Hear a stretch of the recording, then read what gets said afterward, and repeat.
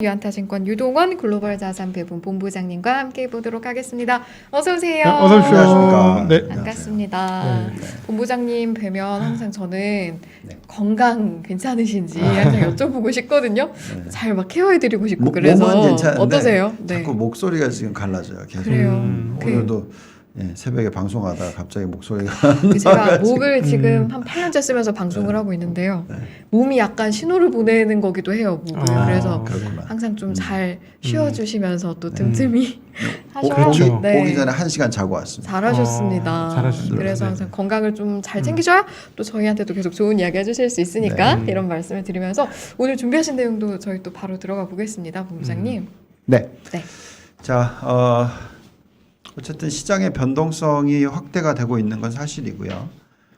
기본 시나리오에 대한 좀 변화가 있었기 때문에 그 부분들도 얘기를 하고 그다음에 또 시장의 리액션 자체도 좀 조금씩 변하는 것 같아서 네. 그런 부분들을 같이 얘기를 좀 나눠보겠습니다. 어쨌든 제목은 반복되는 변동성에서 기회는 확대가 되고 있다라는 말씀을 드리겠고,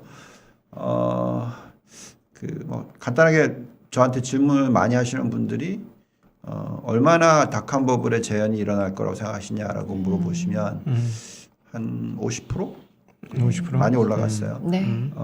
그러면 대세 하락장이 시작된 거에 대한 생각은 어떠시냐라고 물어보시면 한 3%도 안 된다라고 생각하고 있고요. 아니면 그냥 나머지 47%는 안정적인 어떻게 보면 거품으로 가는데 걸리는 시간이 좀 천천히 이제가 거품이 시작이라고 생각을 하는 정도로 네. 앞으로 한 4년 정도 걸릴 수도 있다. 뭐 이 정도로 좀 생각을 하고 있습니다.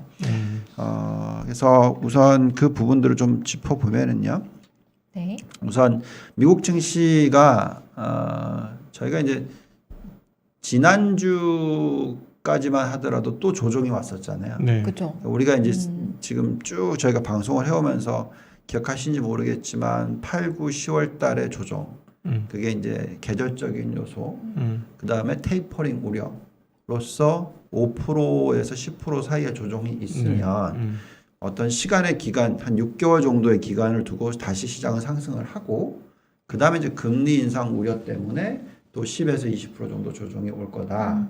그리고 나서 또 다시 이제 실적 장세와 함께 맞물리면서 또 상승을 할 거다. 이런 시나리오였었잖아요. 네. 근데 이제 10월 달에 조정이 10월 12일에 끝났죠. 미국이. 그리고 실적 발표가 되는 날부터 시작해서 올라갔어요. 올랐죠. 네. 근데 죄송합니다. 근데 최근 2주 동안에 또 잠시 10% 이상 올랐다가 또 조정이 왔어요. 네. 그래서 굉장히 빨리 오고 있는 거거든요. 근데 그 조정이 온 이유가 뭡니까? 물론 오미크론도 있지만 저는 사실 오미크론은 옛날부터 계속 있던 코로나19의 어떤 재탕이니까 그거보다는 미 연준의 그렇죠. 스탠스의 변화가 확실했죠. 미쳤다라는 거고 그게 바로 이제 금리 인상 우려. 그러니까 우리가 항상 얘기했던 내년도 2, 4분기부터 3, 4분기에 올 수 있는 10에서 20%의 조정이 이 금리 인상 우려가 생각보다 빨리 들어오면서 조정이 일어났어요.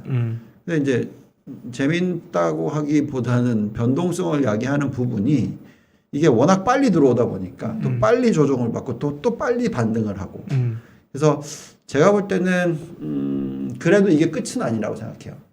왜냐하면 금리 상승에 대한 우려가 원래 기존적으로는 길게 보면 6개월까지도 갈 수 있다라고 봤는데 그것보다는 빨라지겠지만 그래도 3개월 암만 못해도 한 2개월은 가지 않겠어요. 네. 그 정도의 어떤 그래서 지금 FOMC 미팅이 다음 주 14일인가요? 15일에 있으니까 그때까지도 뭐 올랐다 내렸다 하면서 변동성이 자꾸 있을 것 같고 또 FOMC 미팅이 지나고 나서도 테이퍼링이 언제 끝나고 금리가 언제부터 올라가고 거기에 대한 또 우려가 있을 거고 실질적으로 다시 확실하게 상승을 하는 시기는 금리 인상을 시작했을 때 이미 시작을 하고 나면 그때부터는 시나리오가 어떻게 될지 대충 그림이 그려지니까 지금은 이제 이슈가 테이퍼링이 언제 끝날지 확실함이 없고 언제부터 금리를 올릴지도 확실함이 없고 얼마나 빨리 올릴지도 확실함이 없으니 마음 편하게 막 시장을 땡기기가 조금 힘들다라는 거죠. 자, 여기서 그러면 정리를 한번 해보면 우리 유동훈 부장님께서 계속 그동안에 이제 금리를 연준의 태도나 등등등으로 보건데 쉽게 올리기는 만만치 않을 것이다 했는데 드디어 이번 12월 달 들어서면서 연준의 태도가 바뀌었고 태도의 변화로 인해서 우리의 가정이었던 기존 금리 인상에 대한 시점에 대한 가정들이 조정되어야 할 것이며 그것이 생각보다 상당히 앞으로 당겨졌으며 네. 그러니까 우리가 사실은 작년 한 3월 내년 3월쯤으로 예상했던 금리 인상에 의한 조정 시기가 지금부터 시작이 될 수도 있다. 심리적으로 먼저 당겨왔으니 실제 금리 인상은 아무래도 내년 빨라야 6월 달이긴 하겠지만 그걸 먼저 선반영할 수도 있다. 지금부터. 네. 그래서 요거를 같이 하나 붙여서 볼게요. 빅스 지수의 변동성과 비교해서 한번 얘기를 해보면 상당히 재미있는 결과가 나옵니다. 자, 빅스가 최근에 이번 조정이 나스닥이 한 7%대, S&P가 5%가 안 되는 조정이었죠. 다시 온 거죠. 네. 테이퍼링 이슈 끝나고 나서 상승 다시 지금 금리 인상 우려 때문에 조정이 왔는데 그 조정에 지금 빅스가 좀 치솟은 편이었어요. 네. 하루 만에 거의 40% 이상 40% 올랐죠. 네, 네. 폭등 50% 가까이 올랐습니다. 자, 그래서 이제 이 테이블을 보고 있으면 참 재미있는 결과예요. 보면은 S&P가 어떤 모습을 보였는지를 보여주는 건데요. 재밌네. 예, 급등한 이후의 흐름. 네. 과거에 19번의 하루 만에 그렇게 급등한 적이 있었어요. 보시면 40부터 116까지 이렇게 쭉 보시면 있어요. 요번에 54% 급등을 한 케이스입니다. 네. 자, 보면은 여기 이제 결과값이 밑에 있는데 이게 보면 한 달 뒤에 보합이에요. 예.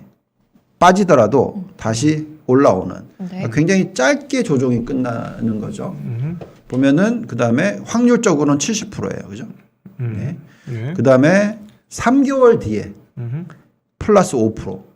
그럼 이거는 빠지더라도 좀 더 많이 올라오는 거잖아요. 3개월 동안에. 그럼 우리가 기존에 뭐라고 얘기했죠? 6개월 정도의 조정이라고 생각을 하지만 이번에는 확 당겨지는 거죠. 그 금리에 대한 불확실성에 대한 어떤 여러 가지 조정 부분들이 아마도 단기간에 해소가 일어날 수도 있다. 그거는 미 재밌는 연준의 얘기네. 스탠스가 어떻게 되는지가 확실하게 알려질 수 있기 때문에 그 불확실성이 또 사라질 수 있다는 부분이고. 그래서 어쨌든 3개월은 그렇고요. 여기까지는 어쨌든 별로 그냥 왔다 갔다 이거죠. 근데 중요한 것은 6개월 뒤를 보시면 숫자가 확실히 달라지죠. 11%죠. 거기에다가 80% 확률이에요. 그다음 더 중요한 거는 12개월 뒤라는 거죠. 20% 상승에 95% 확률입니다. 네. 자, 그럼 무슨 얘기냐?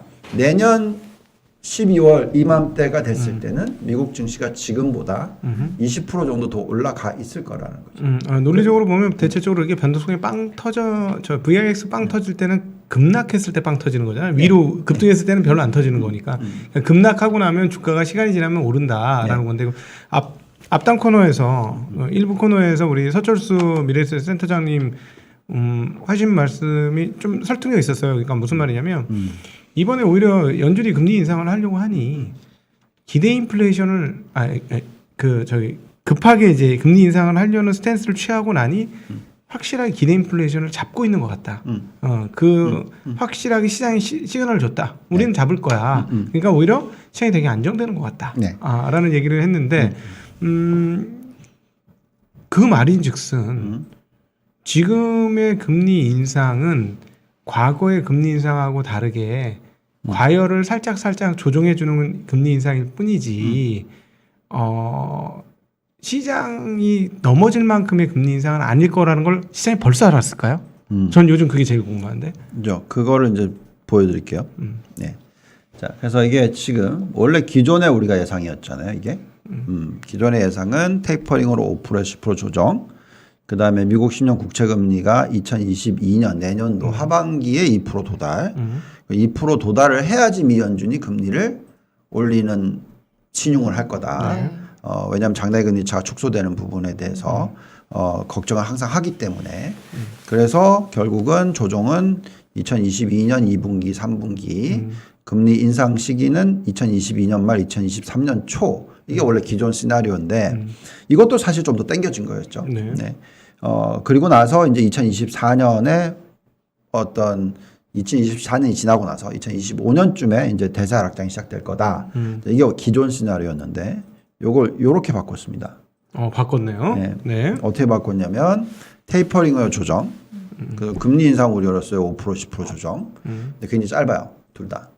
그리고 나서 이제 지금부터 대세 하락장 갈 때까지 아주 긴 실적 장세가 나오던 아니면 닷컴 버블의 시나리오가 재현이 되면서 향후 2년 동안에 폭등이 나오고 그 이후에 폭락이 나오던 둘 중에 하나라는 거죠. 그래서 오히려 어쨌든 간에 지금부터 앞으로 2년 동안은 장 좋게 본다 저는. 예. 근데 이제 그 시나리오 안에서 어떤 부분이 있을 수 있냐면 이런 부분이 있습니다. 테이퍼링은 끝내요, 빨리. 근데 이제 미 연준이 이제 금리를 상반기부터 상승시킵니다. 네. 인상을 시키는데 인상을 시키면서 우리가 속도를 좀 빠르게 하기보다는 지켜보겠다 이런 스탠스를 얘기를 한다든지 실질적으로 이제 인플레이션 숫자가 하반기로 넘어갔더니 어쨌든 에너지 가격이 잡히고 있는 건 사실이니까 인플레이션이 떨어지고 있는 모습은 보일 수 있고요. 물론 다른 반대파 의견도 있습니다. 지금 이 주택 가격 특히 미국은 주택 가격은 CPI에 들어가지 않는데 렌탈 가격은 들어가거든요. 네. 그거에 올라간 폭을 갖다 포함을 시키면 내년도 1사분기가 인플레이션이 7%를 넘어설 거다라는 사람도 있어요. 네. 네. 그렇기 때문에 이제 그러면은 좀 틀려지겠지만 그게 아니라 지금 6.2% 금요일 날 나오는 숫자가 6.7% 근데 이제 거기서 꼭지를 찍고 그 다음에 이제 내년 상반기 갔더니 4%대 이렇게 떨어지면 네. 제가 볼 때는 미 연준이 금리 인상을 천천히 하겠다. 뭐 이런 시나리오가 나올 수가 있다는 거죠. 그렇게 되면 진짜 어떻게 보면 여기다 플러스 최근에 시작된 중국의 그 유동성 부역. 그렇지. 이게 같이 맞물리면서 닷컴 버블의 재현이 일어날 수도 있다. 그래서 저는 지금 반반이라고 생각합니다. 네. 대세 하락장은 아니라고 생각해요. 그 이유는 펀디멘탈 뒷받침되고 있기 때문에. 예. 그래서 경기가 괜찮다라는 부분이 뒷받침되고 있기 때문에 어디에도 갖다 붙여서 대세 하락장이 시작됐다라고 생각은 하지 않는데 대신에 버블 버스트 또는 그냥 우상향의 4년 이 둘 중에 하나일 것 같다라는 시나리오에서 지금 지켜보고 있습니다. 상당히 신빙성이 있다고 느껴지는 부분은 뭐냐면은 이번에 그 제롬 파월이 연임도 했습니다만 또 그걸 강력하게 추천했던 자넷 옐런 그리고 민주당 이 조합이라는 것 자체가 네. 사실은 통화량을 늘리고 그다음에 고용을 활성화시키기 위해서 약간의 부담도 감내해야 된다는 그런 스탠스이기 때문에 네. 생각보다는 금리 인상에 그렇게 적극적으로 즉 소위 말하는 진짜 호키시하게 그 인플레이션 잡으려고 대들지는 않을 것 같은 느낌 진짜 많이 들거든요. 네. 그럼 그럼에도 불구하고 인플레이션 어느 정도 이상 나오면 조금 문제가 되긴 하겠죠. 그렇겠죠. 네. 그래서 어쨌든 간에 에너지를 잡으려는 거고 그 에너지 가격 잡는 모습은 어쨌든 유가가 이미 오른 상태가 하반기니까 지금 YOY로 계산하면 하반기에는 무조건 떨어지는 건 맞겠죠. 네. 예, 그래서 그 부분들이 있을 거고요.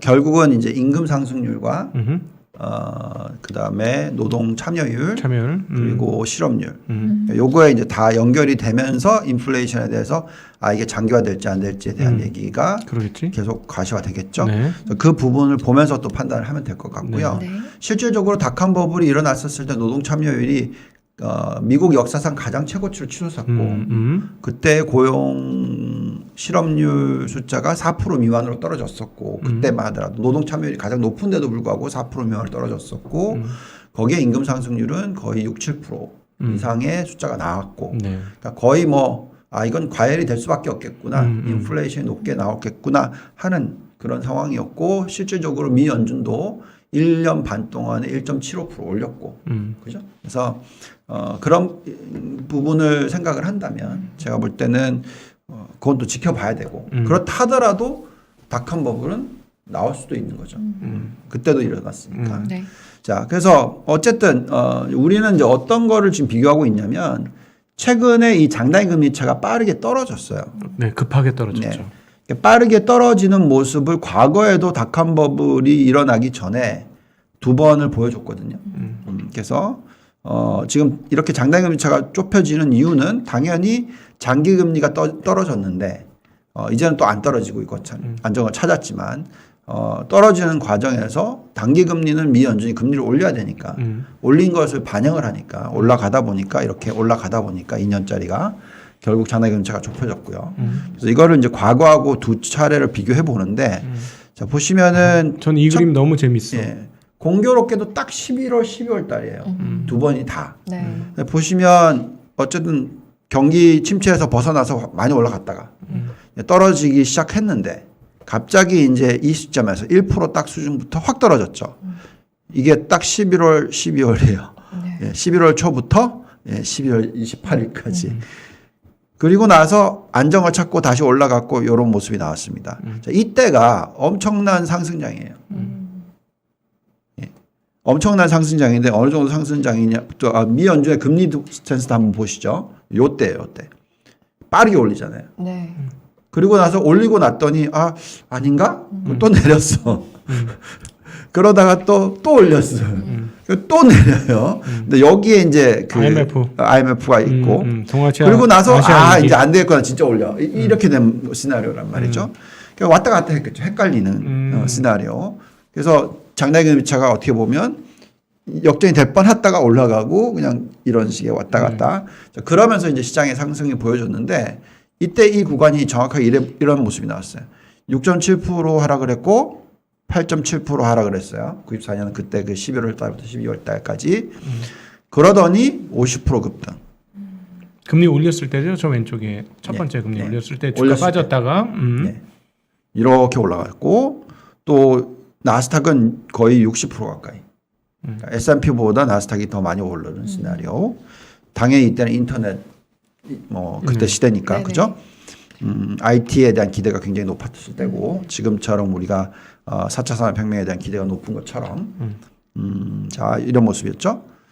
자 그리고 우리는 지금 어느 정도 조정을 받았냐? S&P 500이 5%, 나스닥이 8% 조정이 나왔어요. 최근에.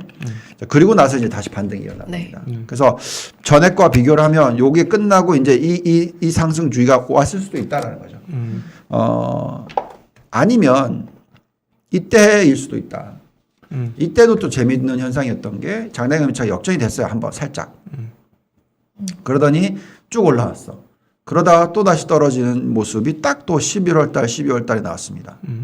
그리고 나서 또 안정을 찾았어요. 이게 닷컴버블 시대예요. 네. 네. 그리고 지금은 금리가 좀 더 높다 보니까 높다라는 게 이제 지금 보면 현재 시점에서 그 금리 자체의 움직임이 어떻게 보면 장단기금리차가 0%까지 떨어지는 게 아니라 지금 보면은 0.75까지 떨어졌다가 지금 다시 살짝 올라가잖아요. 그래서 만약에 여기서 안정을 찾으면 이때보다 더 센 장이 올 수도 있어요. 왜냐하면 장단기금리차가 그때보다는 좀 높은 편이니까. 그러니까 두려워하지 않는다라는 그렇죠. 거지. 미래에 대해서 걱정이 좀 덜하다는 거. 그러니까 제가 볼 때는 왜 여기서 지금 우리가 비관적인 스탠스를 써야 되나. 그건 저는 이해가 잘 안 가요. 어쨌든 닷컴버블 때는 이런 모습이었죠. S&P가 68% 올랐고 나스닥이 300%, 280% 올랐습니다. 그래서 이런 모습과 비교를 했었을 때 지금 이 94년 말부터 닷컴버블이 끝날 때까지 이 긴 길이의 5년 이 사이클이 재현이 될 수도 있는 거고 정확한 정답은 없습니다만 그때 그러면 S&P랑 나스닥이 얼마나 올랐냐면 250%와 622% 올랐습니다. 그래서 지금 우리가 95년부터 2000년까지의 이 사이클하고 우리가 보통 이 새로운 IT 사이클이 시작됐다고 얘기하는 시점이 2016년이거든요. 그때가 이제 IoT 하면서 막 얘기를 했죠. 그때부터 지금까지 오른 폭이 285%예요, 나스닥이. 그리고 이 코로나19 터졌을 때 유동성을 확 풀었었던 케이스하고도 비교를 하면 닷컴버블 때는 278% 올랐지만 이때는 144%밖에 아직 안 올랐으니까 물론 이 숫자 그대로 간다라는 얘기는 아니에요. 그러겠죠. 그렇지만 어쨌든 간에 아직까지는 거품이다라고 얘기하기에는 오름폭은 어쨌든 훨씬 덜 올랐다. 그다음 두 번째는 이제 여기다가 우리가 뭘 집어넣냐면 펀더멘탈이 뒷받침이 되면 즉 지금까지 올라온 게 거품이 아니라는 것이 증명이 된다면 실질적으로는 이 거품에 일어났던 시대와 맞물리는 케이스가 나온다면 앞으로 한참 더 올라야 된다는 거죠. 그래서 우리는 이제 펀더멘탈에 대해서 계속 짚어볼 수밖에 없는 거고 네. 그거는 좀 이따가 또 짚어보겠습니다. 자, 그다음에 이제 이거 제가 참 재밌게 봤던 차트예요. 이게 뭐냐면 그러니까 미국의 부동산 exuberance 인덱스, 그러니까 얼마나 강한지를 보는 인덱스인데 네. 이 빨간색 선이 그러니까 크리티컬 밸류라고 해서 이제 실질 가치라고 치면 그 가치를 뚫고 올라가는 케이스. 그러니까 올라오면 이게 이제 과열이 되는 네. 시기죠. 근데 보면 이제 미국도 그런 게 이렇게 과열이 일어나기 시작하는 분기가 시작되면 제법 오래 가요. 그러네요. 한참 오래 가요. 그죠? 안 좋을 때도 한참 오래 가고. 한 10년 간 것 같네요. 예, 보니까. 보시면 여기서 쭉 내려보면 97년이죠. 네. 그죠? 여기가 2006년도 근처. 그러니까 이제 나중에 산업적 버블 터지기 전까지. 네. 그러니까 여기 뭐냐면 이게 여기서 닷컴 버블이 한번 일어났고 한번 터지고 그래도 부동산은 계속 올라갔고 네. 그러고 나서 꼭지를 찍은 게 2006년입니다. 네.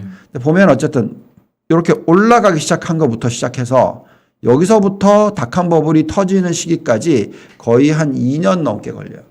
2년 넘게 걸립니다. 거의 2년 반 정도 걸리더라고요. 지금 올라가기 시작한 지 이제 4분기 됐어요. 예, 그래서 이걸로 계산을 하면 얼마나 올라갈지 저는 잘 모르겠어요. 네. 그리고 부동산 가격이 지금 계속 얘기하는 게 렌탈 얘기하면서 부동산이 어떻고 부동산 인플레이션 영향을 미치고 있고 뭐 이런 얘기를 쭉 하는 걸 보면 사실 이쪽이 과열이 되는 부분과 연결을 시켜서 볼 때 우리는 예대율도 같이 보는데 네. 미국의 예대율은 이때 시대가 2000년도에 100%까지 갔었고 꺼졌다가 또 100%까지 갔단 말이죠. 네. 근데 지금은 60%란 말이에요. 그러니까 이게 아직 대출 여력도 많이 남았다. 예, 그래서 이게 지금 이걸 보고 있으면 아 이번에 거품이 도대체 얼마나 커지? 그러니까 여기서 이제 은행 지난번에 말씀하신 것처럼 은행 대출이 본격화되기 시작해서 걔네들이 돈을 풀기 시작하면 정부에서 아무리 돈을 넣는다고 해도 실질적으로 상당한 수준의 현금이 시장으로 쏟아져 시장에 들어오니까 있기 때문에 엄청난 거품이 일어날 게 아닌가라는 걱정을 하는 거죠. 그러니까 긴축을 정부에서 M1을 줄인다 하더라도 네. M1 증가율을 줄인다. 마이너스는 절대로 안 갈 거고. 네, 네. 그렇다 하더라도 실질적인 지금 예금이 은행권에 워낙 많다 보니까 대출 증가율도 지금 싹 살아나고 있고. 네. 그러니까 이런 모습들을 보면 이제 여기서부터 머니 velocity라고 하죠. 그러니까 돈의 통화의 흐름의 속도가 빨라지면 네. 이거는 이제 거품하고 연결이 되는 거니까. 네. 그래서 저는 점점 더 자꾸 자다가 일어나고 하면 아 이게 어떻게 될까 그런 자꾸 생각을 하게 돼요. 네. 네. 그다음에 공포와 탐욕 지수도 단기적으로 봤었을 때 갑자기 막 80 가더니 갑자기 20 가고 막 이게 지금 변동성의 극치예요 지금 이게. 네. 얘는 신빙성 너무 없는 것 같아요. 너무 왔다 갔다 해서. 예. 예. 그래서 아무튼 근데 뭐 정확하잖아요. 20 밑으로 떨어지면 무조건 사야 돼. 그건 맞아. 80 올라가면 팔아. 그럼 계속 그 전략만 썼었어도 극단점에 있을 때는 좀 유효성이 있죠. 네. 네. 그래서 참 요즘에는 그렇고요. 그다음에 어쨌든 그러면 이제 여기서 우리가 해야 되는 게 두 가지 요소인데 첫 번째는 아까 말씀드렸듯이 펀더멘털이 뒷받침되고 있느냐 그 부분은 짚어볼 거고 두 번째는 결국은 지금 실질적으로 고용 시장이 어떻게 되고 있냐. 안정을 찾고 있고 경기 회복을 계속 이끌어 줄 수 있고 실적 장세를 만들어 줄 수 있는 환경이냐. 이게 중요하잖아요. 근데 이제 금요일 날 엄청나게 걱정을 했던 부분이 이 숫자잖아요. 신규 고용이 예상치 절반도 안 나왔다. 근데 저도 이 숫자는 사실 좀 잘 이해가 잘 안 가요. 나중에 보면 다시 보정되지 않을까요? 얘는 네. 자주 그러잖아요. 네, 그래서 이게 좀 이해가 안 가. 왜 이해가 안 가냐면 이렇게 안 좋았는데 실업률은 예상치보다 훨씬 낮아졌고 그럼 이게 그러면 뭐가 문제지 하고 생각했었을 때 뭐 그러면 노동 참여율이 떨어졌나? 뭐 이런 그렇지. 근데 그것도 또 아니야. 노동 참여율이 또 올라갔어.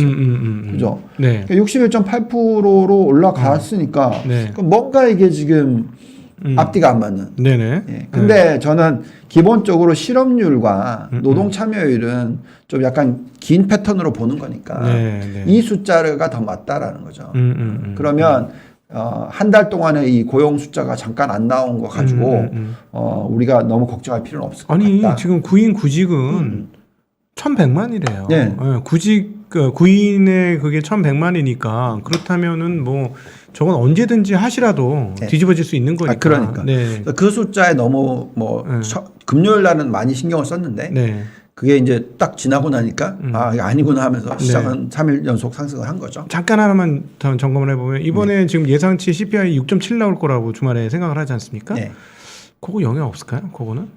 이미 예상을 하고 있으니까. 네. 음. 이미 예상을 하고 있으니까 미 연준이 금리를 올릴 수 있다라는 부분을 빨리 올릴 수 있다라는 부분이 좀 부각되겠죠. 네네 그렇죠. 그럼 영향이 없을 수는 없죠. 없어요. 그러니까 지금 사람들이 지금 떨어진 다음에 시장이 세게 올라오고 애플 사상 최고치 가고 뭐 3조 달러 얘기 나오고 하니까 다시 또 막 하는데 당분간 일정 기간은 조금 조심하면서 변동성. 뭐 아니면 뭐 어차피 갖고 갈 거니까 마음을 아예 편하게 갖든가. 네. 아니면 둘 중에 마음을 아예 그냥 흔들릴 수 있다라고 그냥 마음을 다짐을 하든가. 근데 편하게 가져가는 게 맞죠. 왜냐하면 길어야 6개월의 조정이라고 생각했는데 지금은 조정이 빨리 왔고 그러면 조정이 빨리 온 만큼 또 짧아질 거고. 네. 그러니까 제가 볼 때는 한 3개월만 참아도 될 것 같은데요. 네. 아니 근데 요 며칠의 변동성은 오미크론 페이크도 분명히 있는 것 같은데요. 그거는 어차피 내년 3월이면 사라질 거고. 네. 너무 단호하다. 아니요. 제발 그렇게 되기를. 아니 제발 그런 게 아니라. 네. 네. 네. 네. 네. 뭐 이미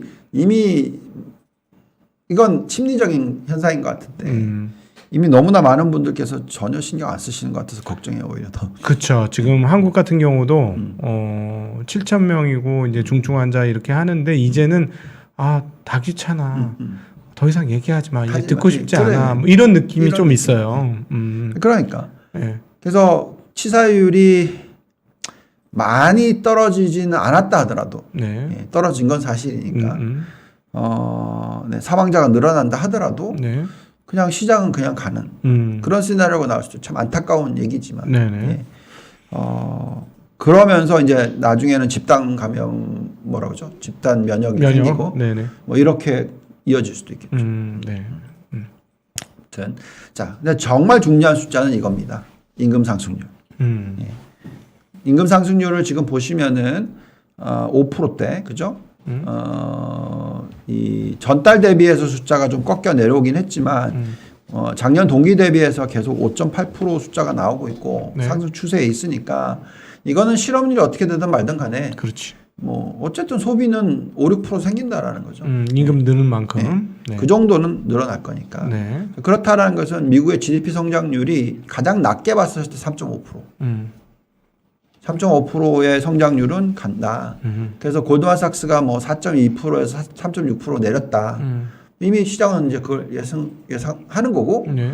이건 이제 거의 바닥을 본 거기 때문에 네. 오히려 경제 성장률이 예상보다 더 높게 나오면 높게 나올수록 시장은 좋을 수 있으니까.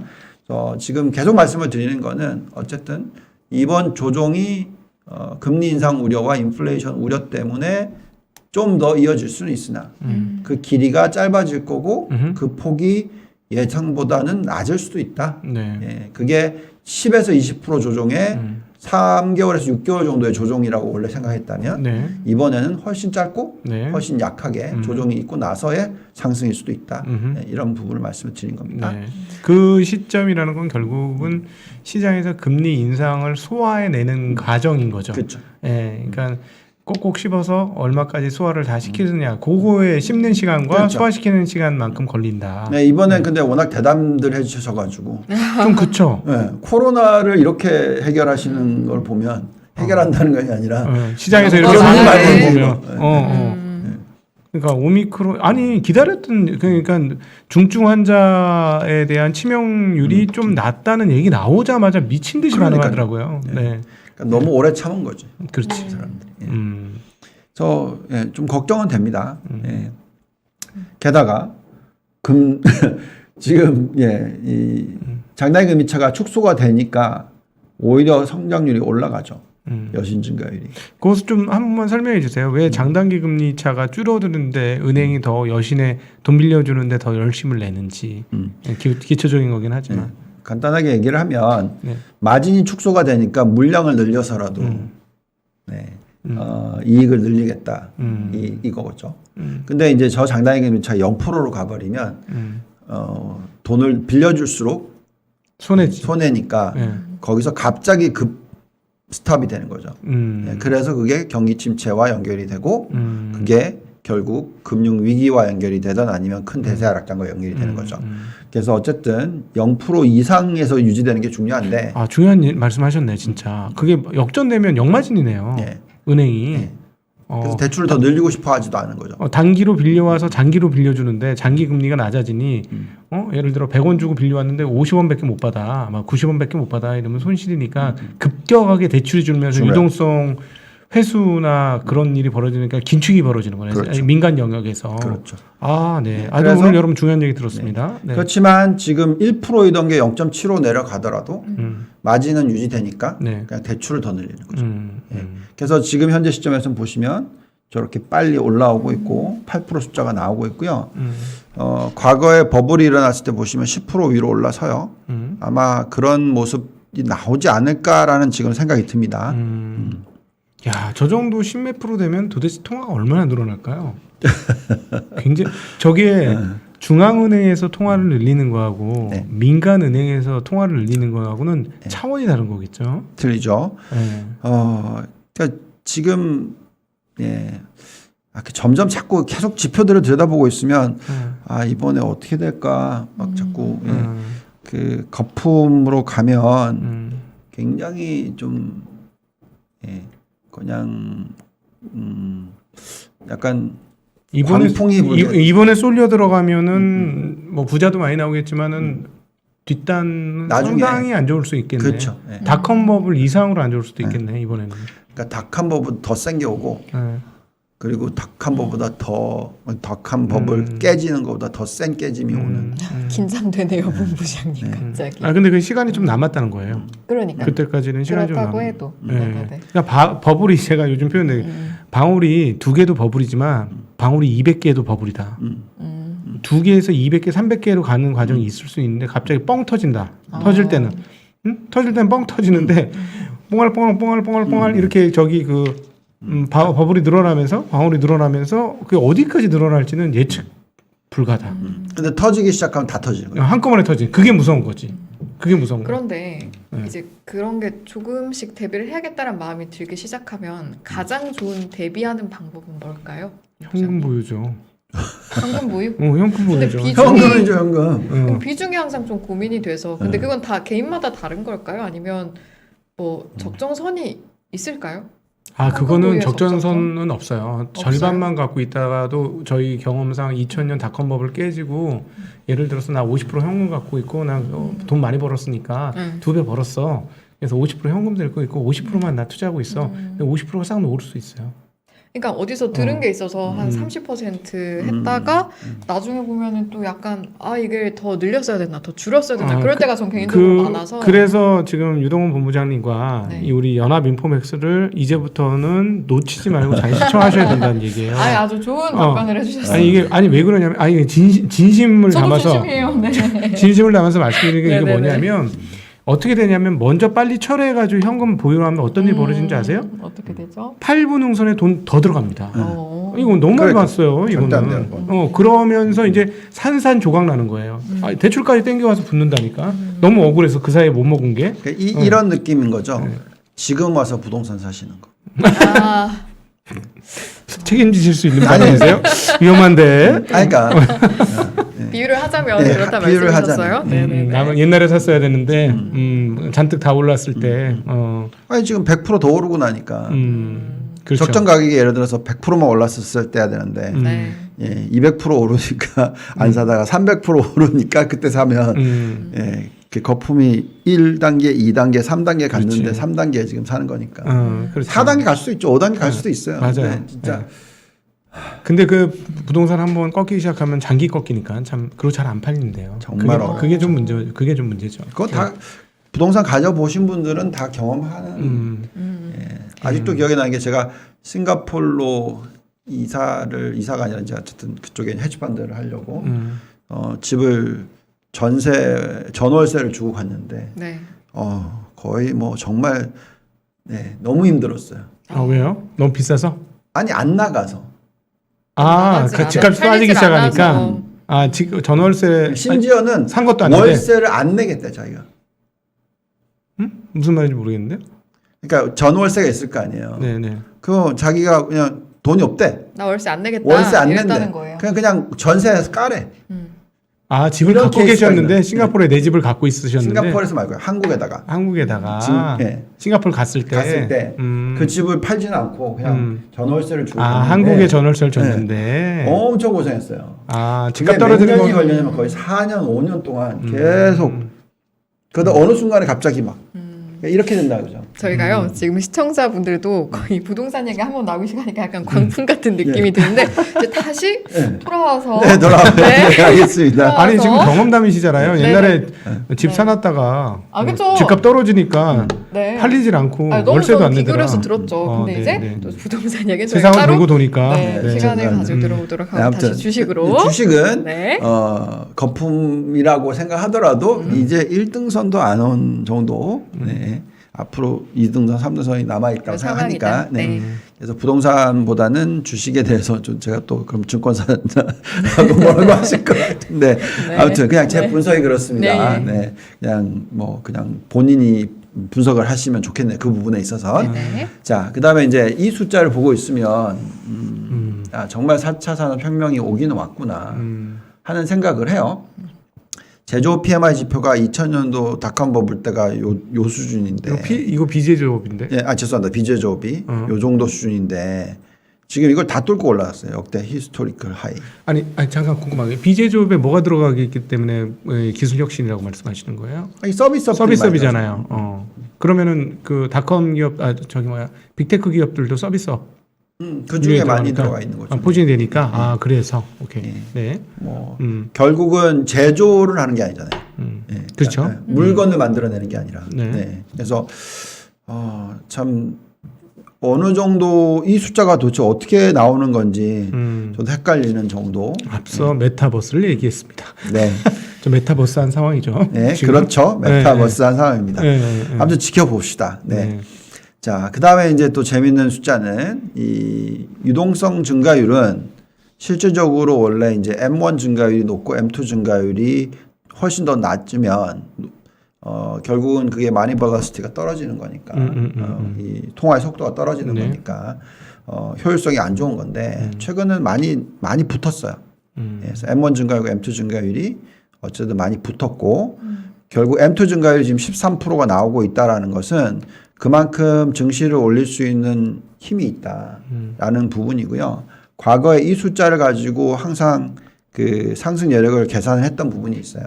그다음에 아까 방금 전에 이 숫자를 보고 있으면 또 정말 어느 정도 거품이 만들어질까 하는 생각을 또 하게 됩니다.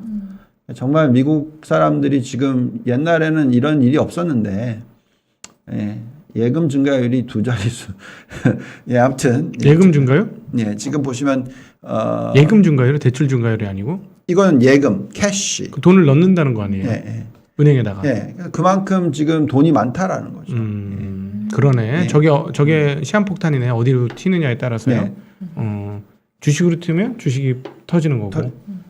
부동산 튀면 부동산 튀는 거고. 그렇죠. 그래서 지금 부동산과 주식 둘 다 갈 것 같아요. 그죠? 아까 보면 부동산 익주버런스 인덱스를 보더라도 앞으로 더 거품이 만들어질 수 있는 가능성이 있고. 그러니까 여기서 이 시점에서 다시 한번 생각을 해보면 연준이 저렇게 급하게 테이퍼링을 해야 된다 한 목소리를 내고 그건 할 수밖에 없죠. 금리 인상을 급하게 지금 거의 저희 판단에는 6개월에서 1년 땡기는 거예요. 그런 상황이 올 수밖에 없는 만큼 뜨거워져 있는 거죠. 밑에서 부글부글 끓기 시작하는 게 느껴지는 거죠. 그러니까 서머스의 말이 틀린 게 아니더라. 올려야 되는데 중요한 건 올리기 때문에 주식이 망하는 게 아니라 그렇게 하기에는 생각보다 이미 달아올랐다. 그렇지. 상당히 많은 자금이 네. 주식시장과 그러니까 자산 거품으로 갈 수도 있는 가능성이 충분히 있다. 네. 여기에 이제 아주 중국이 그냥 대박도 했기 때문에 저는 점점 더 자꾸 숫자를 보고 있으면 자꾸 98년 뭐 이때가 생각이 나서 아무튼 이렇게 예금이 많습니다. 이런다 대놓고 주식 파시는 거 아닙니다. 자, 그다음에 M2 증가율을 가지고 M2를 가지고 시가총액으로 계산했더니 과거 역사로 계산했었을 때 S&P가 추가로 한 10% 정도 좀 더 보면 한 14% 정도 늘어날 수 있는 그런 여건인데 중요한 거는 이 계산은 M2가 늘어난다라는 걸 계산하지 않고 한 거예요. 근데 이제 만약에 13%를 증가를 한다. 내년 1년 동안에 13% 증가를 한다를 포함시켜서 계산을 하면 이런 숫자가 나와요. 18% 정도 올라갈 거다. 그래서 향후 1년 동안에 미국의 인덱스가 S&P와 나스닥이 평균적으로 한 18% 정도 상승할 수 있는 가능성이 있다. 아까 또 보면 volatility index, 그러니까 변동성 지표가 확 치솟았을 때 그 이후에 11개월 뒤에 20% 정도 상승할 확률이 95%였다. 그죠? 그럼 이 두 개가 같이 맞물리잖아요. 그러면 내년 이맘때까지 한 20% 정도 미국 시장이 올라갈 것 같네 정도로 저는 지금 얘기를 하고 있고요. 대신에 중간에 지금부터 내년 2월, 3월까지 얼마나 빠졌다 올랐다 이걸 하다가 올라가기 시작할지는 정답은 없다. 그래서 지금은 변동성 구간인데 아마도 1년을 놓고 보면 이 변동성 구간을 빠지는 날 사시는 게 좋다. 이렇게 얘기를 하고 있는 거고요. 자, 이제는 아까 처음에 얘기했던 펀디멘탈. 펀디멘탈이 무조건 뒷받침돼야지 거품이 얼마나 더 커질지 아니면 거품인지 아닌지가 이제 판가름이 나는데 지금 여기에 나와 있듯이 지금 3분기 실적은 뭐 너무나 좋았어요. 그죠? 그게 이제 10월 중순부터 11월 초까지 뭐 11월 중순까지 급등장을 만들어냈고 그 실적은 여기에 나와 있듯이 3분기 이익 증가율이 작년 동기 대비해서 40% 가까이 상승. 거기에 매출 증가율, 전 이게 더 중요하다고 생각하는데 자그마치 17.8% 저건 완전히 와 이거죠. 엄청난 증가죠. 그럼 GDP 성장률이 도대체 얼마야 이런 생각이 드는 거죠. 자, 그 다음에 4, 4분기 예측 보면 4, 4분기는 이익 증가율이 떨어져요. 그렇지만 그래도 20% 증가율입니다. 지난번에 각도기님께서 이제 저한테 질문했던 게 이제 피크아웃 논란. 실적 증가율은 어쨌든 꼭지를 찍었어요. 2분기에. 3분기, 4분기 떨어지고 있는데 4분기 떨어져도 20%대라는 거는 상당히 높은 거고요. 높은 거죠. 그다음에 매출 증가율이 자그마치 12.7%. 저것도 너무 높은 거기 때문에 저런 환경에서 시장을 파는 건 아니다라고 또 말씀을 드리겠고. 그 다음에 이제 PER에 있어서는 1년 포워드 PER이 지금 20배 정도로 떨어졌어요. 과거 평균 5년으로 따지면 18.4인데 그것보다 높습니다만 과거에 일시적으로 가장 고점 PER 원이어 포워드 갔던 때가 24.3인가 제가 기억해요. 그래서 그것보다는 훨씬 낮죠. 그래서 물론 가장 높았던 거하고 비교하는 게 맞냐라고 물어보지만 저는 그게 맞다라고 생각합니다. 금리하고 비교해 보면 가능한 얘기죠. 금리가 가장 낮으니까. 그래서 지금 그 24배까지만 간다 하더라도 딱 20%잖아요. 그죠? 그래서 여러 가지 숫자가 지금 맞물리고 있어서 저는 한 20% 정도 수익 나는 거 뭐 조금 던다 하더라도 적어도 지금보다 한 15%는 더 올라가야지 뭐 좀 생각을 해보자 뭐 이렇게 좀 생각하고 있고요. 그 다음에 이제 순이익 마진율을 보시면은 이제 11.8%로 떨어질 거라고 전망이 되고 있어요. 전분기 12.9보다는 떨어지는데 작년 동기보다는 높습니다. 11%로서. 그래서 이 정도면 괜찮다고 생각하고 있고 또 더 중요한 것은 순이익 마진율이 11.8%가 아니라 실적이 발표가 되는 1월 달부터 2월 달 사이에 저 숫자가 점점 더 높은 숫자가 나오면 딱 지금 4, 4분기 실적 나오기 전 3, 4분기 실적이 그랬거든요. 원래 12.1% 예측을 했는데 결국 결론은 12.9로 끝났으니까 지금 11.8%를 예측을 하는데 이거보다 조금이라도 더 높게 나오면 시장은 또 갈 수 있다라는 부분이고요. 네. 애널리스트들은 1년간 기업들의 주가가 15% 상승할 거라고 전망을 하고 있고요. 그 다음에 내년도 이익 증가율은 8.8, 매출 증가율은 7.3 이 정도로 지금 전망이 들어가고 있습니다. 네. 진짜 주가 이렇게 올랐는데도 매출이 계속 빵빵 터지고 버텨주고 높아졌던 PR이 다시 낮아지고 실적 발표할 때마다 미국 진짜 선순환이네요. 근데 저는 이익이 더 중요한 줄 알았는데 매출 퍼센테이지가 더 중요한 총량 건가 보네요. 기준으로는 매출이 총량 중요해요. 기준으로 봤을 때 경제 전체를 따져볼 때는 총량이 늘어나야 되는 거죠. 더 중요한 거는 아닌데 눈여겨봐야 하는. 지금은 그게 중요하게 보여지는 거죠. 왜냐하면 워낙 성장이 없던 시대에 우리가 살았었으니까 네. 매출 두 자릿수 성장률? 뭐 이거는 왜냐면은 의미가. 지금 이렇게 생각하시면 돼요. 미국 총 GDP에서 기업들이 차지하는 비중을 따져보면 상당 부분 아닐 거이지 않겠어요? 미국 기업들이 뭐 다른 네네. 이제 GDP 포함 안 되는 것도 있고 뭐 GDP 뭐 다른 영역도 많긴 하겠지만 기업이 차지하는 GDP 영역이 가장 큰 몫일 텐데 그 기업에서 두 자릿수의 성장률을 낸다면 전체 경제 GDP 성장률이 얼마가 나올까 생각해 보면 되게 의미 있는 것이다 이렇게 볼 수 있겠죠. 알겠습니다. 네. 자, 그다음에 이제 유가. 그러니까 우리가 이제 인플레이션 부분 얘기를 합시다. 네. 사실 가장 큰 변수 중에 하나로 생각하는 부분이 저 유가예요. 근데 지금 우크라이나 러시아 이 이슈 가지고 정말 진짜 러시아가 공격을 하면 유가가 갑자기 $90로 폭등할 수도 있습니다. 그런 부분에 대한 좀 걱정을 하고 있어요. 만약 그게 일어난다면 진짜 이 인플레이션에 대한 숫자에 대해서 굉장히 고민스러운. 그렇지. 그래서 이거는 변수라고 생각을 해요. 그래서 항상 어느 정도 포트폴리오 상에서 유가 상승과 인플레이션 상승을 해증을 할 수 있는. 그러니까 그것을 어느 정도는 포트폴리오에 들고 가야 되는 건 사실인 것 같아요.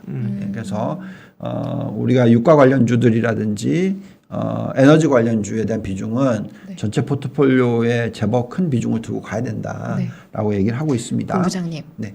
물 한번 드시고 할까요? 목소리가 또 그렇. 걱정돼서 목 건강을 제가 챙겨드리려고. 어쩔 수가 없어요. 많이 네. 피곤하신 것 같은데 오늘 너무 붙잡지 않는 걸로 네, 저희- 그렇게 하겠습니다. 네네네. 뭐 이왕 하는 건데 계속 잘 하시죠. 괜찮습니다. 네. 네, 일단은 가보도록 하겠습니다. 네. 자, 그 다음에 이제 대신에 천연가스 가격은 폭락을 했어요. 그죠? 네.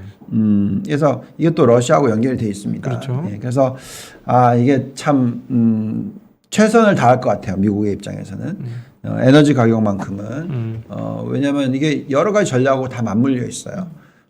과거에 이 셰일가스가 나오면서 하버드 대학에서 논문을 쓰면서 2015년도에 셰일가스가 나왔기 때문에 미국에서의 에너지 가격, 전력 가격이 싸지기 때문에 중국에서 생산하는 것보다 미국에 와서 생산하는 것이 비용이 더 많이 드는 게 그렇게 많지 않다. 그래서 이쪽으로 와라. 네. 뭐 이런 식의 얘기들이 많았고 지금 온쇼링 얘기 많이 하잖아요. 네. 그래서 어쨌든 또 게다가 삼성전자가 또 감사하게도 미국한테 가서 이제 하고 공장 짓고 뭐 이런 식의 어쨌든 이런 부분들이 에너지 가격이 올라가 버리면 굉장히 참 어려운 네. 전략인 거죠. 그래서 그 부분에 있어서는 철저하게 좀 낮게 유지를 시키려고 낮게라기보다도 어쨌든 여기서보다 더 튀면 안 되니까 그 컨트롤을 지금 하는 부분입니다. 그래서 러시아가 이제 여기서 어느 정도로 동행을 해줄지 그건 좀 지켜봅시다. 정답은 없고 푸틴 아저씨가 뭐. 네, 지켜보죠. 네. 자, 그 다음에 이제 중요한 건 또 달러 인덱스인데 지금 96에서 이렇게 북박이에요. 거의 별로 큰 움직임이 없으니까 이렇다면 내년도에는 뭐 신흥국에는 어느 정도 안정적인 모습 보여줄 수도 있겠고 여기에 이제 왜 심천이 들어가냐면 위안화가 지금 절상이 되고 있어요. 절상이 되고 있어요. 오늘 지금 방금 전에 다시 너무 급하게 오늘 장중에 6.33구까지 갔어요. 네. 근데 지금 갑자기 폭등을 하면서 6.37이에요. 네. 아마 개입한 것 같아요. 네. 중국 정부에서. 네. 그래서 네. 아무튼 지금 헝다 사태 때문에 유동성을 푸는 규모가 지금 장난이 아니거든요. 220조 정도 되죠. 예. 한국 돈으로. 거기다가 지금 준비율을 15일부터 내리죠. 아직 15일 안 됐어요. 그다음에 또 재금리도 0.25% 내렸죠. 그래서 이제부터는 이제 중국이 제법 유동성을 많이 부여하는 것이 같이 연결이 되면 또 이게 우리나라가 예를 들어서 아시아 국가들이 IMF 금융위기가 터지면서 굉장히 긴축을 일정 부분 했는데 IMF 지원이 들어오고 나서 금리가 급격하게 떨어지는 과정에서 또 유동성이 막 풀렸단 말이죠. 네. 중국이 딱 그런 모습일 수 있다는 거죠. 25%까지 치솟았던 디폴트 그 하이 이어드 금리가 20%까지 뚝 떨어지고 지금 여기서 공급이 들어오면 이게 더 떨어질 거고 물론 왔다 갔다는 하겠지만 어쨌든 그런 부분들이 유동성 부여와 연결이 되는 거고요. 그래서 심천 지수가 지금 고점을 뚫었습니다 오늘. 이상하죠. 헝다 터졌는데 왜 오르지? 이거는 이제 결론적으로 정부가 얼마나 개입하느냐에 따라서 바뀝니다. 아 그리고 시장이 정말 영리해질 게 헝다 주말에 터져가지고 야 이거 헝다 때문에 난리 나는 거 아니냐라고 시장이 많이 걱정했는데 인민은행이 딱 한마디 하니까 전혀 흔들림 없이 바로 상승으로 갔어요. 그러니까요. 조정 없이 바로 상승 갔어요. 왜냐하면 지금까지 많이 참았거든.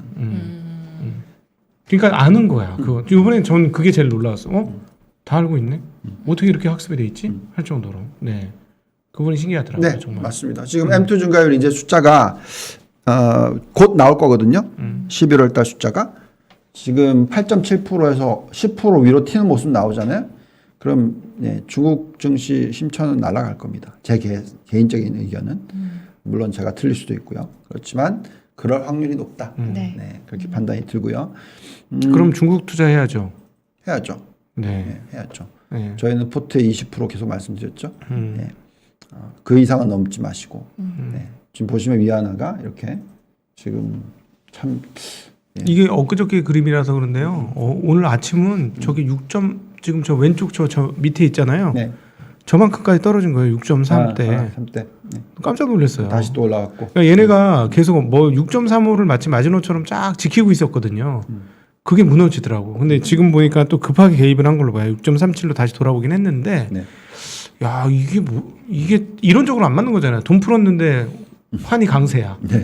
이게 도대체 무엇을 의미하는 걸까 앞으로.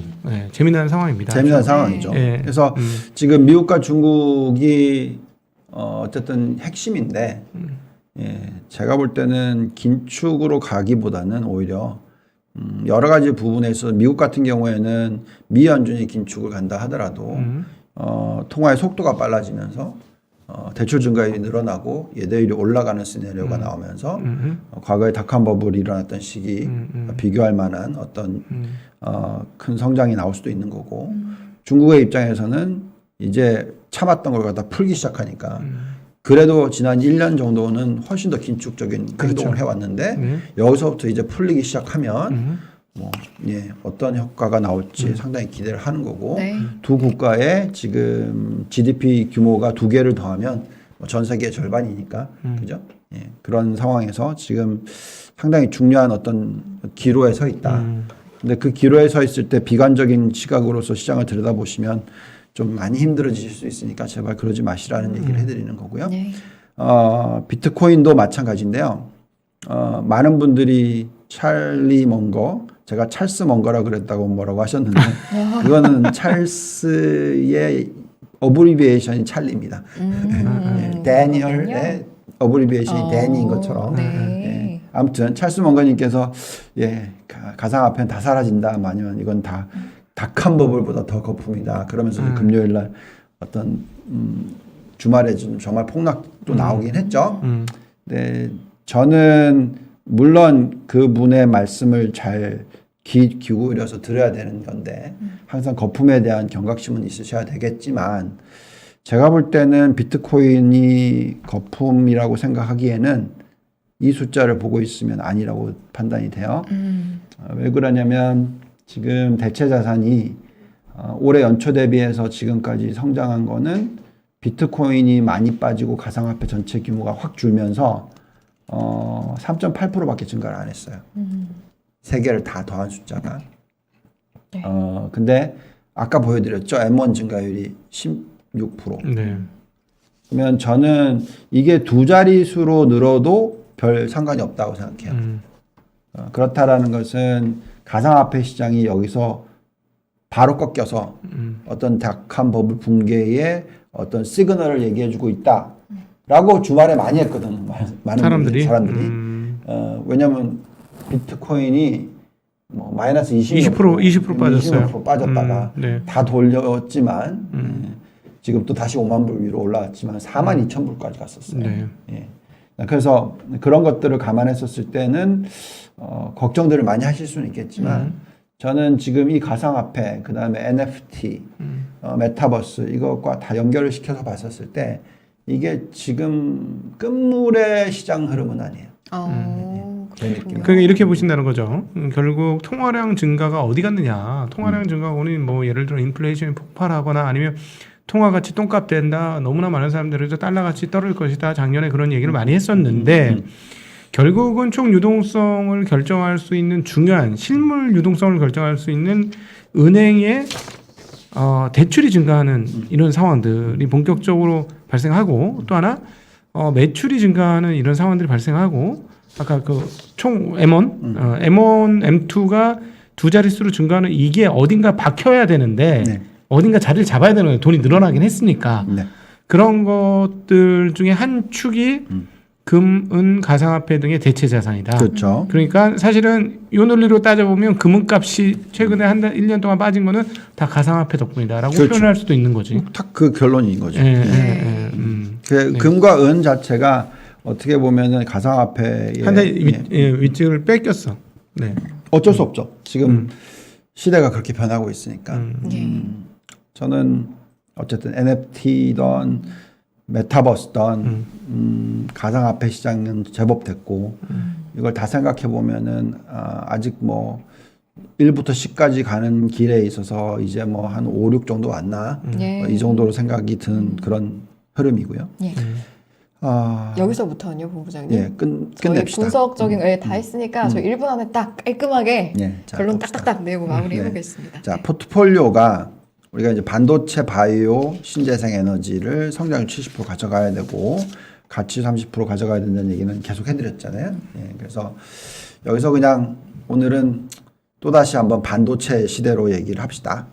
그래서 메타버스가 활성화되던 자율주행이 활성화가 되던 현재 있는 전기차가 계속 뭐 더 활성화가 되던 어쨌든 반도체 수요는 정말 어마무시할 것 같다. 그래서 이게 파운드리 쪽이던 뭐 심지어는 메모리던 전체적으로 이 업종을 가장 많이 가져가야 된다라고 생각을 하고 있고 우리가 성장주로 보기도 하고 한국 주식으로 보면 가치주이기도 하고 그래서 저는 한국 시장이 미국 시장하고 비교했었을 때 내년도는 별로 나쁘지 않을 것 같다. 비슷하거나 더 높은 성장률을 볼 수도 있다. 그 정도로 보고 있고요. 어쨌든 반도체에 대해서는 정말 요의주시를 하시라는 말씀을 드리겠고 그 다음에 신재생 에너지가 올해는 사실은 별로 안 좋았어요. 올해 연초만 반짝 좋았고 맞아요. 연초는 지금까지도 안 좋았는데 내년도는 제법 큰 상승을 하지도 않을까라는 생각 갖고 있기 때문에 이쪽도 관심을 많이 가지시라는 얘기를 해드리겠고요. 그래서 요거는 재밌는 차트였는데 이게 저는 태양광을 제일 좋아하거든요. 신재생 중에서. 보시면은 1976년에 100불이던 게 이게 0.5 밑으로 떨어졌어요. 그러니까 엄청난 솔라 모듈 가격 하락이 있었다라는 건데 이건 그만큼 효율이 좋아졌다는 얘기고 그만큼 이제는 신재생 에너지 코스트가 화석 연료 코스트보다 더 낮아지고 있는 상황이다 라는 것은 그만큼 이쪽이 폭발적인 성장을 할 거다라고 생각하고요. 저는 사실 풍력보다는 태양광을 더 좋아합니다. 그 이유는 풍력은 바람이 불어야 되는데 그리고 한 위치에 있을 수밖에 없는데 그거는 생산량이 딱 정해져 있는 거고 태양광은 제가 생각할 때는 무한대라고 저는 생각하거든요. 그래서 게다가 이게 지금 효율이 점점 좋아지고 있는 거라서 풍력은 더 이상 효율이 좋아지기에는 뭐 아무튼 물론 그건 이제 더 많이 지을수록 더 효율이 좋아질 수 있겠지만 어쨌든 지금 현재 시점에서 태양광은 앞으로 어떤 큰 미래에 있어서 꼭 필요한 어떤 이 친재생 에너지라 생각하고요.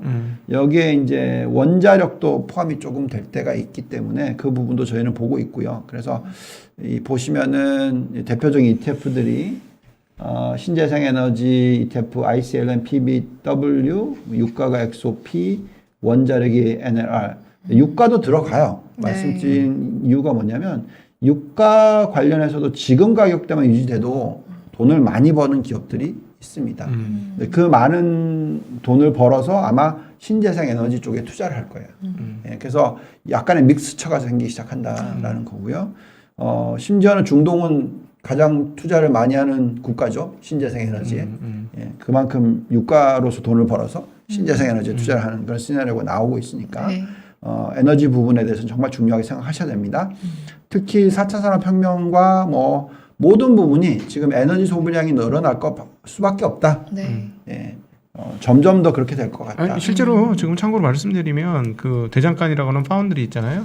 지금 TSMC, 삼성전자 파운드리 100% 점유율이 100%예요. 공장 가동률이 100%예요. 지금 그러니까 자리가 없어요. 그만큼 잘 돌아가는데 문제는 뭐냐면 미국 조지아주라든가 저기 텔러시에 짓는 거 2024년, 25년 완공이에요. 그리고 한국에 또 페이스 2 뭐 평택에 더 짓고 하는데 그것도 한 1년 걸려요. 공장이 없어. 지금 그 정도의 상황이라서 나는 왜 별로 이렇게 안 좋게 보는지 모르겠어요. 삼성전자를.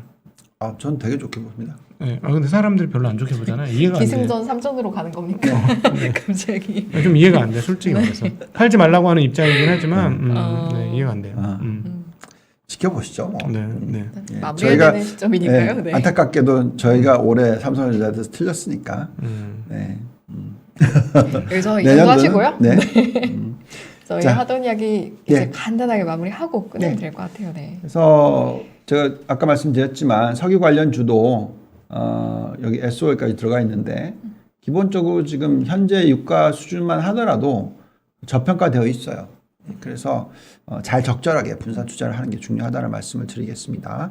그래서 다시 한번 되돌아가서 이 테이블을 항상 생각하시면서 네. 성장주 70, 가치주 30. 요즘에는 성장주인지 가치주인지 잠깐 헷갈리는 부분들이 많으실 거예요. 왜냐하면 성장주들이 가치주 성향을 띠는 회사들이 많고 그런 회사들이 사실 굉장히 상승을 주도를 했고 네. 그러니까 딱 미국으로 얘기하자면 빅5 텍이라든지 뭐 탑 20 텍 관련된 회사들이 훨씬 더 돈을 많이 벌고 예, 굉장히 높은 ROE고 성장도 좋고 그래서 우리가 흔히 얘기하는 성장주 중에서도 그 실적이 좋은 성장주 그다음에 성장주 중에서 이제 실적이 전혀 안 나오는 성장주 이런 게 있으니까 그걸 이제 잘 믹스처를 보시면서 판단하셔야 되겠고 가치주도 가치주지만 성장을 곁들이는 가치주도 많기 때문에 그런 부분들을 보시면서 포트폴리오 구성을 하는 거고요. 가장 핵심 포인트는 이렇게 업종 구분을 하기가 좀 점점 더 헷갈릴 수가 있으시니 종목 공부를 정말로 많이 하셔야 된다. 네. 예, 그게 중요할 것 같습니다. 종목 공부는 인포맥스 라이브와 함께 네, 이렇게 말씀을 드리면서 일단 구성적인 면에서 어떻게 하면 될지 그런 조언 말씀까지 저희 2부 시간 함께 봤습니다. 네, 네. 이제 여기서 마무리를 해도 되겠죠? 네, 참 한 가지 네. 심천지수 심천지수. 네, 꼭 좀 보십시오. 네. CSI도 있고요. 네, 여러분 명심해 주세요. 심전지수 또 그동안 줄곧 말씀해 오신 부분이기 때문에 이번도 참고해 주시면 좋을 것 같네요. 2부는요. 유한타증권의 유동원 본부장님, 갑동원 본부장님과 함께했습니다. 너무 잘 들었습니다. 감사합니다.